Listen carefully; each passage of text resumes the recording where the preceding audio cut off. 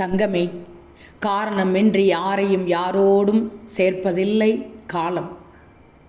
உன் வாழ்க்கையில் வரும் ஒவ்வொருவரும் உனக்கு கற்றுத்தர ஒரு அர்த்தம் வைத்துக்கொண்டே வருகிறார்கள்.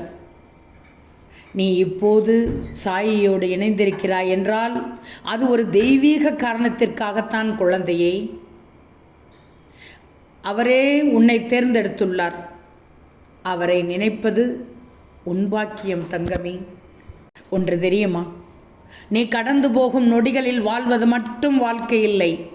கடக்க முடியாத நொடிகளில் வீழ்ந்து விடாமல் வாழ்வதுதான் வாழ்க்கை. எம்பி குதித்துப்பார். எம்பி குதித்தால் தொடுவானம் கை வருமா? வெம்பி விசும்புவதில் உன் வேதனை தான் கலைந்திடுமா? நம்பி இருப்பதினால் நன்மை கிடையாது குழந்தையே. உன் கையால் துள்ளி எழணும். தோல்வி அறியாமலேயே கனவு காண்பது வெறும் கனவுதான், வெறும் கனவுதான். கனவோடு இணைந்து பயணித்தால்தான் அது நிஜமாகும். குறியீடு இல்லாமல் சுழன்றால் நேரம் காட்ட முடியாதது போல குறிக்கோள் இல்லாத வாழ்க்கை இலக்கை அடையவே அடையாது. முயற்சி செய் தங்கமே. வெற்றி உனக்கு நிச்சயமாக காத்து கொண்டிருக்கிறது. ஓம் சாய்ராம்.